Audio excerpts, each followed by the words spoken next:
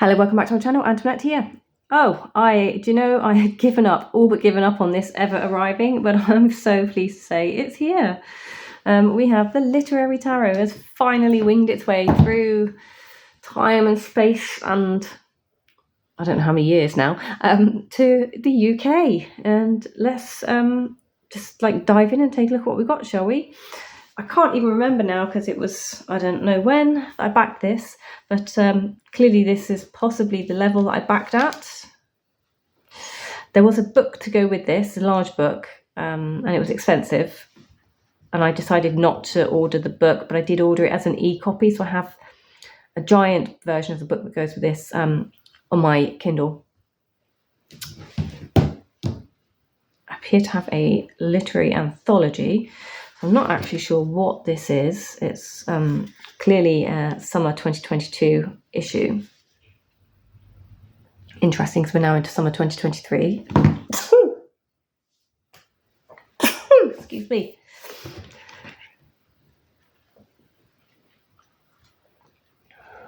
So it's, can you see that? There is foiling. We've got holographics. So yeah, as I say, I can't remember. It was so long ago. I know at the time I was well into all of this and what was coming through, and I love the concept of the cards, and it's a kind of collaboration deck. And this is I think it's just basically storybook, if I remember.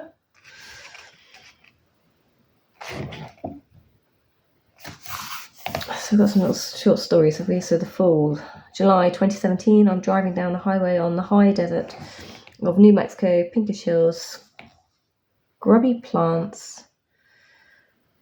The traffic circle, 163 miles. Okay, so it just goes on. Nothing that kind of instantly explains what I'm looking at.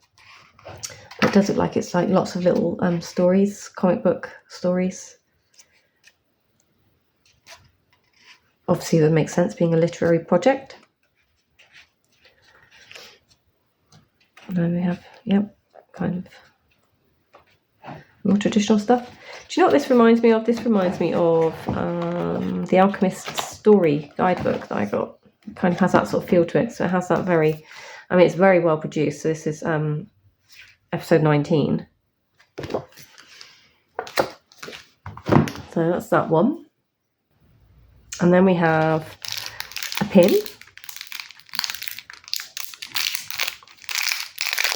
A very nice pin like that.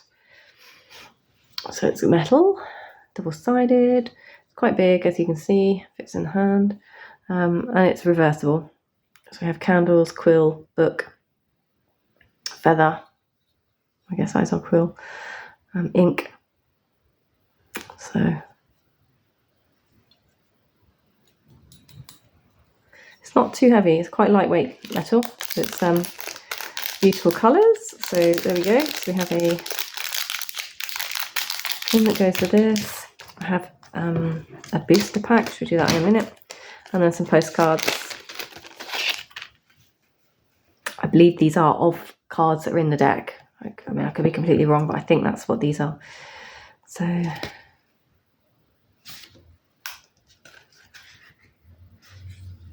three cards. Obviously I don't know what they are in the deck. We'll have to wait and see if they come up. So those, and a booster pack. This could have been one of the tiers. I can't remember. What's this?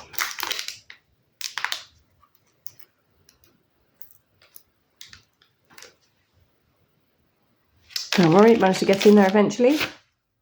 It's kind of like plasticky sealed foil wrap. And we got a couple of extra cards in here. So we now know at this point these are the backs, and look at that. Beautiful kind of holographic Rainbow Effect. We now know they're gilded, although that's not the smartest gilding on these. It is sharp though.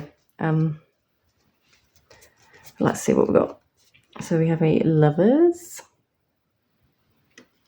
It's very blingy. Another Lovers. A Magician. Playing with the web of life.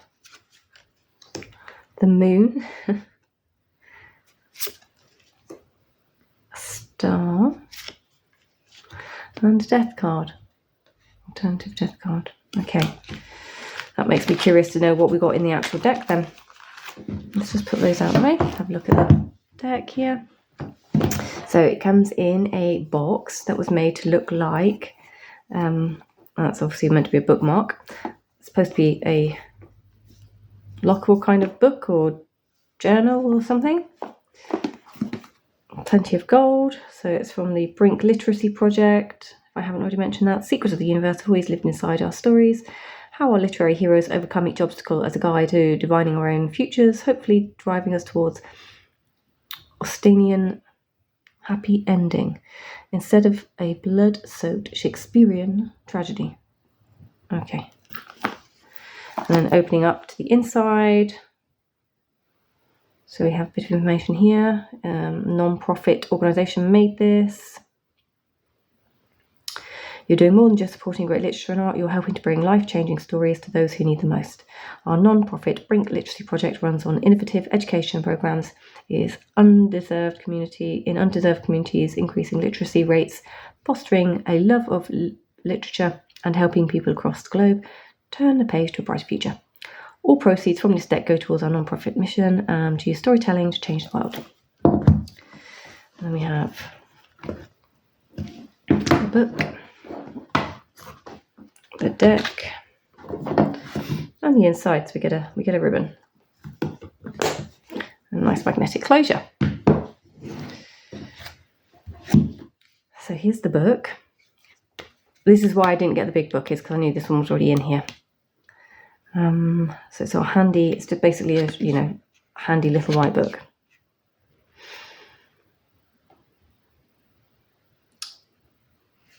So what do we have? King of Parchment. Certainly provision and protection are the noblest of pursuits. Spend each moment of your life in service of that nobility. Upright prosperity, security, ambition, safe, kind, patriarchal. There are no bounds to your generosity and kindness. You dream expansively for yourself and for those that you care about. Believe in the pursuit of excellence, humility, and hard work, the jubilance of celebration, and the excess of indulgence. Reversed, greed, materialistic, wasteful, chauvinistic, exploitive. But oh, the price you pay when blinded by venal arrogance and all-consuming need, when the bright stars you reach out for are just within your grasp. You will turn to ash. That what remains of you will be lost to a great void for eternity. So I can already see it's got some good words in it. So actually, it probably helped to just improve vocabulary, if nothing else. So we've got parchment, quills, light, and ink. Minors, majors even. Going backwards as I usually do. Death, Hangman, Fortune, Justice, Hermit, Strength. I'm not seeing any renamed cards based on my back to front flip through. We have a card spread.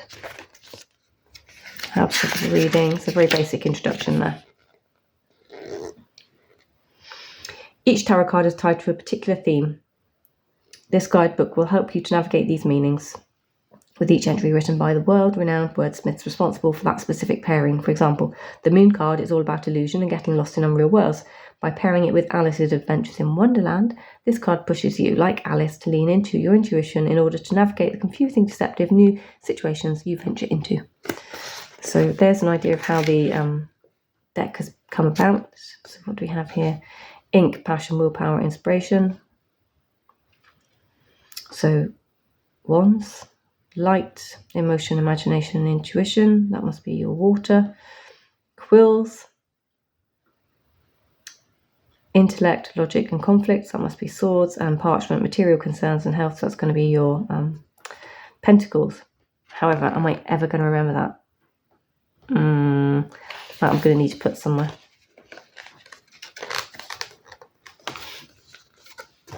Let's do that. And, let's get into the deck because this is already taking forever. Come on then, let's bring you down.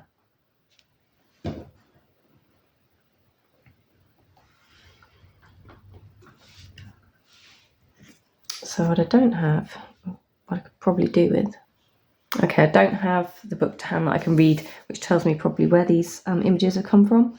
So there's a Fool, Magician, Monkey Magic, High Priestess,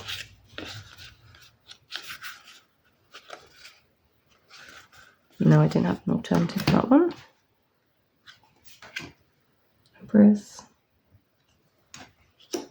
Emperor,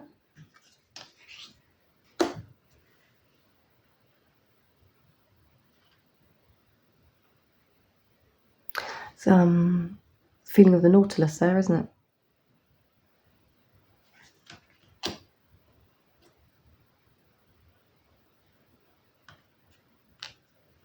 Okay. So I have 3 potential for lovers.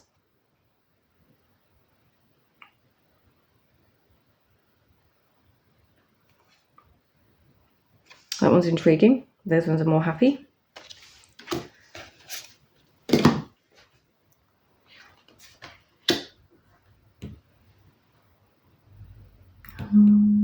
Mine's with Jekyll and Hyde.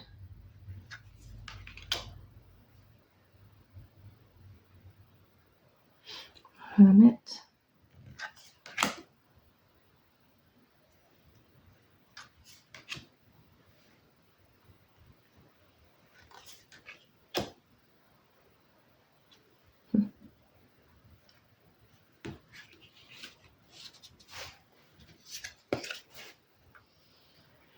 So which one?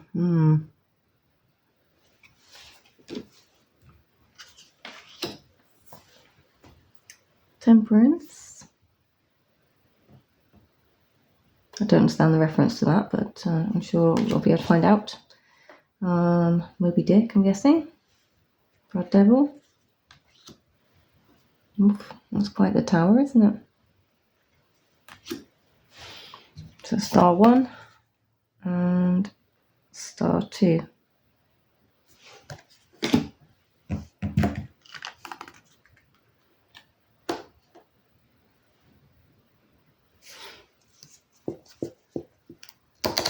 We are a bit stuck, so I'm just going to give them a wiggle to get them going. Then we have our 2 moons.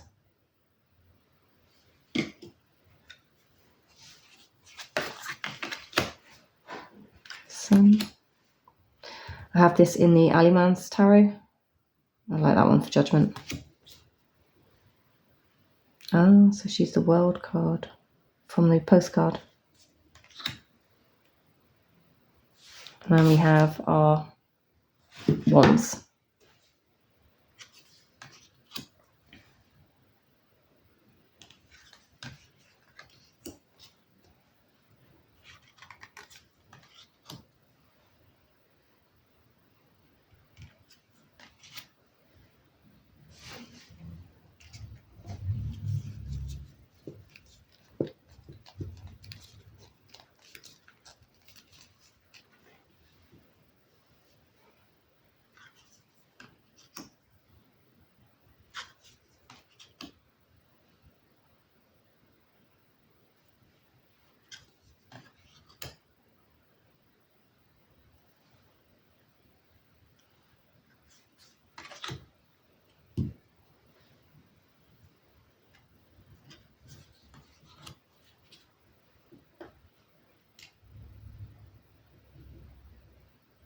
That's a really interesting one.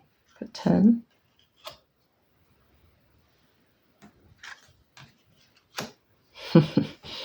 Love that. So Queen of Wands, sunflowers. And there's our king.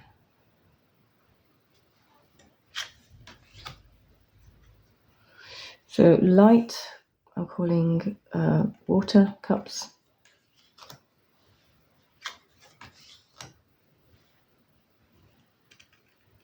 Where's the Voz reference though?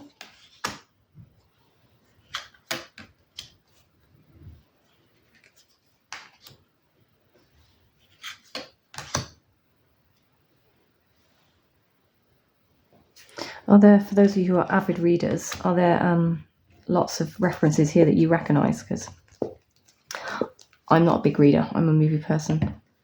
Always have been. Mostly because reading takes too long. I just like to read quick short stories, not anything that has to kind of engage my brain for too long. Because that's usually where I spend my, academic studies, is being overly engaged. So I like to switch off into the world of nonsense, make-believe, and, soft stories when I'm not in work.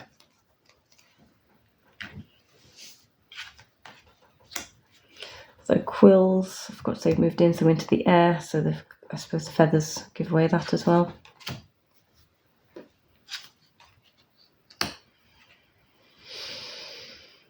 I'm not sure how a great big cockroach would help me guide me on my way, but it certainly scared me out of the house. 7. What's wrong with the eye there on the cat? Like a special eye of some description.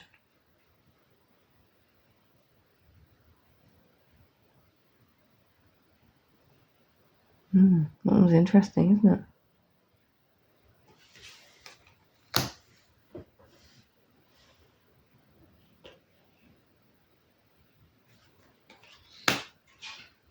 Nine and 10. It's a very lovely picture. Here's our knight. Oh, he almost looks a bit kingly there. What's he up to? Just trying to see what he's got in his hand. Cut himself.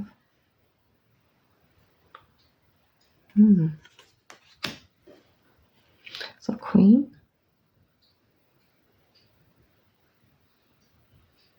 She looks like something from the deep.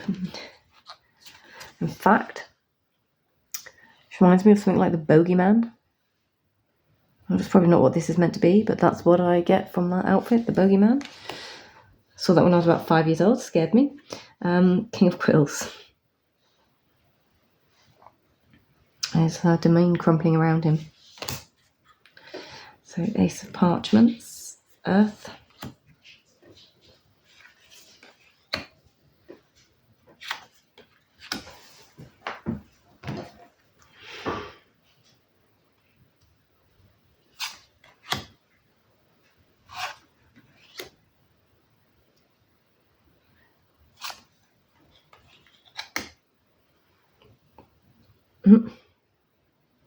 Jurassic Park.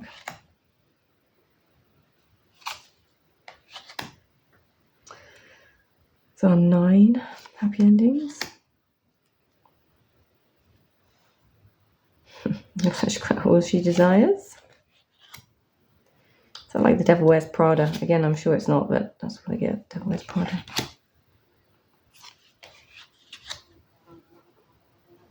So that's a bassoon.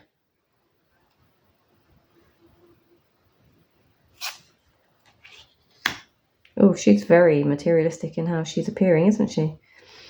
Rings on her fingers and bells. Golden nails. Very blingy. And then there's our king.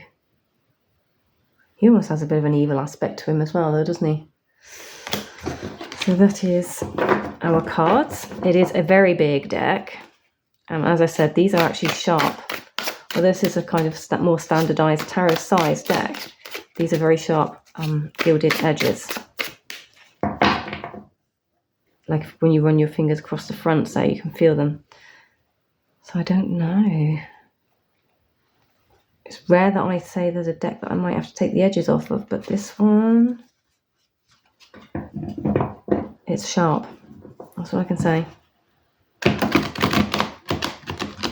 And yeah, so that sharpness is locking the cards into each other, which is creating the clumpy riffle at the moment. But maybe once I've broken it in, it'll come apart better, because I have separated those, so they should, in theory, play nicely.